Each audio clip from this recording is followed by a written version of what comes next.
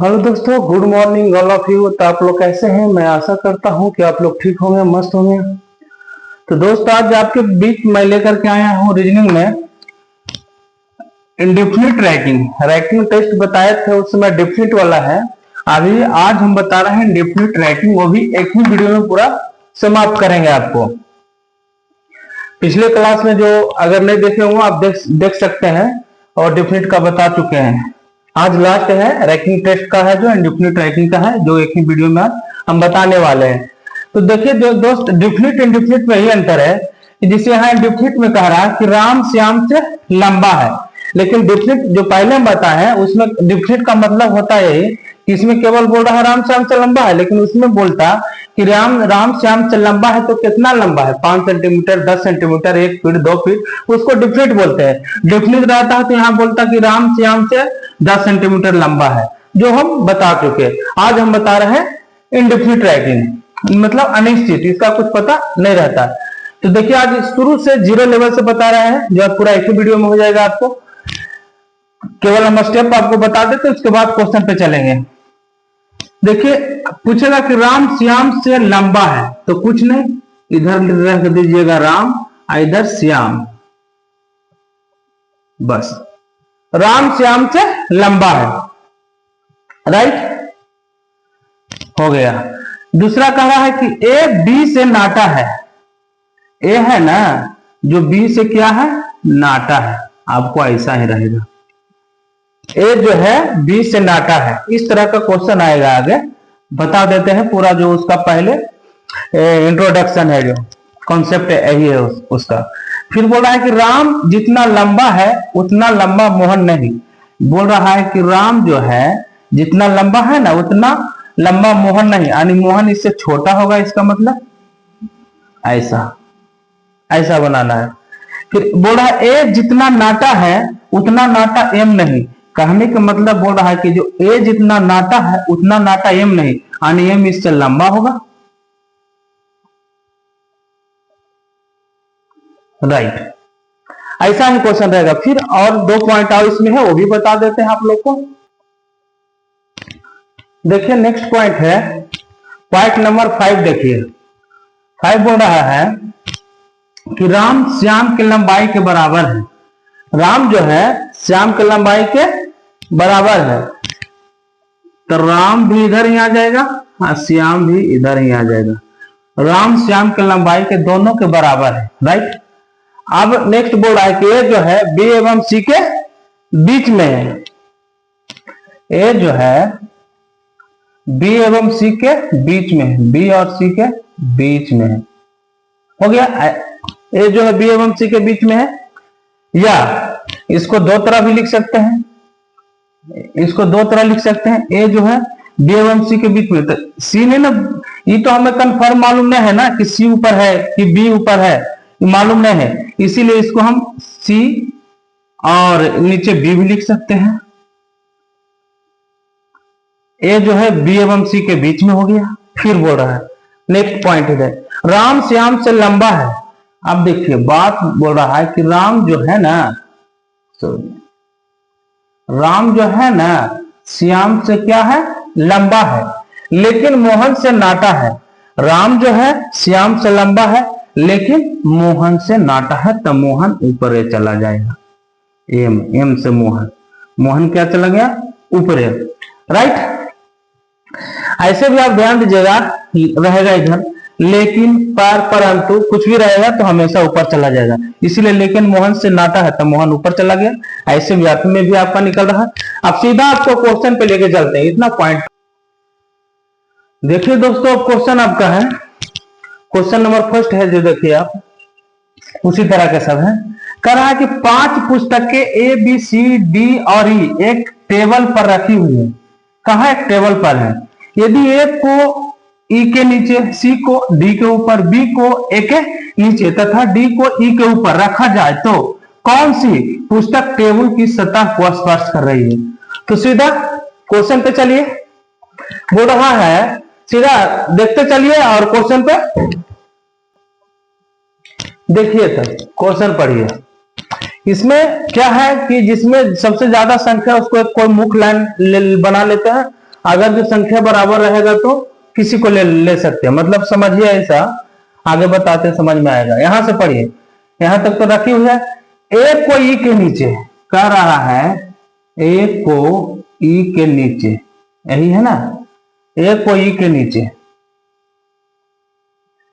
Second कह रहा सी को डी के ऊपर, सी को डी, सॉरी, सी को डी के ऊपर, ठीक तो है, सी को डी के ऊपर, सी को डी के ऊपर, राइट, सी को डी के ऊपर, बी को ए के नीचे, बी को ए के नीचे, राइट, बी को ए के नीचे, तथा डी को ई के ऊपर, तथा डी को ई के ऊपर, ऐसा है, डी को ई के ऊपर रखा जाए। तो कौन से पुस्तक टेबल की सतह को स्पर्श कर रही है? तो इसमें कहने का मतलब हम ये बताएं, जो सबसे ज्यादा संख्या वाला रहेगा उसको एक लाइन मुख्य मान लीजिएगा, लेकिन सब तो संख्या दो है, तो इसमें किसी को मान सकते, मान के चलिए इसी को ले लेते हैं। अब इसको लेने से क्या, इससे जो जो रिलेटेड है इधर खोज करके सजाना है, बस आपको आंसर आ जाएगा। जिसे ई है, ए है, तो ई से संबंधित कौन है, इधर देखिए ई है, ई के ऊपर कौन है, डी है, राइट, इसको मुख्य लाइन बना लीजिए, राइट, ई के ऊपर कौन है, डी, और डी के ऊपर कौन है, सी, देखिए डी के ऊपर कौन है, सी, हो गया, ए बी सी डी, अभी ई बच रहा है, ई जो कहां है, डी के नीचे है, हाँ डी के तो नीचे है, इसमें कौन, बी बचा है, बी बचा है ना, ए के नीचे बी है, हो गया सभी संबंधित, ए के नीचे बी है, कोई दिक्कत नहीं यहां तक। अब इसमें आंसर क्या पूछ रहा है कि टेबल की सतह को स्पर्श, टेबल की सतह को स्पर्श कर रही है, यानी कौन सी पुस्तक है, कौन सी पुस्तक है जो टेबल की फर्श को, स्पर्श को सतह कर रही है? तो सबसे नीचे जो धड़ है वो सटल होगा टेबल में, तो आपको आंसर बी सबसे नीचे है, इसका आंसर आ जाएगा क्या, डी। तो आप लोग समझ गए होंगे, कोई दिक्कत नहीं हुआ होगा। अब नेक्स्ट क्वेश्चन चलते हैं। क्वेश्चन नंबर 2 देखिए, वेरी ही सिंपल है, देखिए आप, कह रहा है कि 5 व्यक्ति सड़क पर टहल रहे थे, बोला डी ए से आगे है, ई बी का अनुसरण कर रहा था, सी ए और बी के बीच में था, तो बताएं कि कतार के मध्य में कौन था? तो क्वेश्चन पढ़िए, आंसर दे दे चलिए। डी जो है ए से आगे है, डी जो है ए से आगे है, आगे चल रहा है, ई जो है बी का अनुसरण कर रहा है, यानी बी जैसे जैसे जा रहा है वो उसका ई जो है अनुसरण कर रहा है, वो जाने जा रहा है, जाने पीछे पीछे ई जो जा रहा है, ई जो है बी का अनुसरण कर रहा था, मतलब कि बी जिधर जिधर जा रहा है ये पीछे पीछे चला जा रहा था, यानी आगे बी है। अब कह रहा सी ए और बी के बीच में था, सी जो है ना ए और बी के बीच में था, तो आप बोल सकते हैं इसमें कि आप ऐसा भी तो लिख सकते हैं कि बी और ए के बीच में, यानी दोनों सी, ऐसे भी लिख सकते हैं ना, सी को ए और बी के बीच में, तब बी ऊपर लिखें चाहे ए नीचे लिखें, लेकिन इसमें जो सेट होगा उसी को मुख्य लाइन मानेंगे। अब देखिए ए से ऊपर डी है, तो डी कहां पर लिखें, कहीं भी मतलब मालूम नहीं करना, खाली ऊपर है डी। अब देखिए संबंधित खोजिएगा, तो ई जो है बी के नीचे ई है, बी के नीचे ई कहां पर है मालूम नहीं है, तो ई सेट नहीं किया। आप इसमें देखिए बी के नीचे कौन है, ई है ना जी, देखिए ए के ऊपर कौन है, डी, ये जो है ना ए के ऊपर कौन है, डी, एकदम सेट कर गया कि नहीं कर गया, तो हमको ये ठीक हुआ, वो जो लाइन है जो गलत है ऐसा। इसीलिए अब इसमें पूछ रहा है आंसर क्या है कि कतार के मध्य में, मध्य मतलब बीच में, तो बीच में सी आ गया आपका आंसर, यानी कौन आ गया, सी, बीच में ही है ना सी। तो हम आशा करते हैं कि आप लोग जरूर समझ गए होंगे, कोई दिक्कत नहीं होना चाहिए। फिर नेक्स्ट क्वेश्चन पे चलते हैं। देखिए नेक्स्ट क्वेश्चन आपका है क्वेश्चन नंबर 3, देखिए कह रहा है ना कि आनंद सूरज से लंबा है, सदानी उतना लंबा नहीं है जितना कि आनंद है, लेकिन अशोक से लंबा है। सूरज भी सदानी जैसा लंबा नहीं है लेकिन अशोक से लंबा है, बताएं कि इनमें से सबसे लंबा कौन है। बस क्वेश्चन पढ़िए और आंसर दीजिए। कह रहा है कि आनंद सूरज से लंबा है, लिख ले चलिए। आनंद जो है किससे लंबा है? सूरज से। आनंद जो है सूरज से लंबा है। सूरज, आनंद जो है सूरज से लंबा है, राइट, पहला तो हो गया। फिर कह रहा सदानी उतना लंबा नहीं है जितना कि आनंद।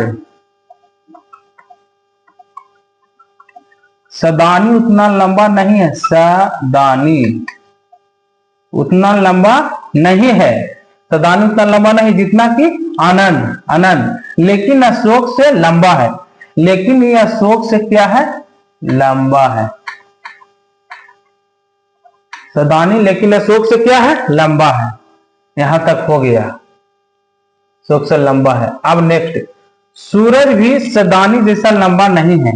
कह रहा है सूरज के बारे में कि सदानी जैसा लंबा नहीं है, यानी कि सदानी से ज्यादा लंबी है।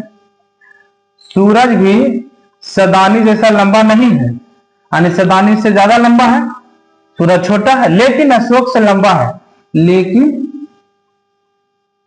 अशोक से लंबा है कौन? सूरज। तो पूछ रहा है कि इनमें से सबसे लंबा कौन है?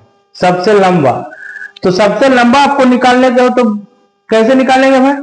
सबसे लंबा या तो आनंद होगा, सबसे ऊपर में है, नीचे वाला तो कभी लंबा होगा नहीं, जब भी लंबा होगा ऊपर वाला, या सदानी होगा।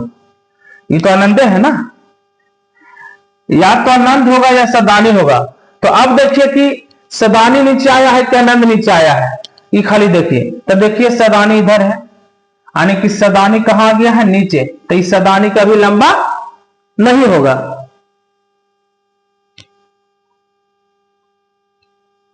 सदानी कभी लंबा नहीं। तो सदानी देखिए, सदानी नीचे आ गया है ना, कभी भी लंबा हुआ तो आनंद होगा या सदानी। ये दोनों में नीचे कौन आया है? जो देख ली, तो सदानी देखिए नीचे आ गया, तो आपको लंबा कौन हो गया? आनंद। तो सबसे लंबा आंसर आपको आ गया आनंद। आंसर सबसे लंबा आपको कौन आ गया? आनंद। अब चलिए नेक्स्ट क्वेश्चन की तरफ देखिए दोस्त, नंबर 4 क्वेश्चन। क्वेश्चन नंबर 4, इसमें देखिए क्या बोल रहा है। देखिए, प्रकाश गीता से लंबा है, अमर प्रभात से लंबा है, लेकिन उतना लंबा नहीं जितना कि गीता है। प्रबोध प्रकाश से लंबा है, इनमें से सबसे नाटा या नाटी पूछ रहा है, कौन है? तो क्वेश्चन पढ़िए, आंसर दीजिए। प्रकाश जो गीता से लंबा है, प्रकाश जो है, प्रकाश गीता से लंबा है, राइट, हो गया। प्रकाश गीता से लंबा है। अब कर अमर प्रभात से लंबा है, लेकिन अमर पहले लिख लीजिए, अमर जो है प्रभात से लंबा है, राइट। अमर जो है प्रभात से लंबा है, लेकिन उतना लंबा नहीं जितना कि गीता। गीता ऊपर चला जाएगा,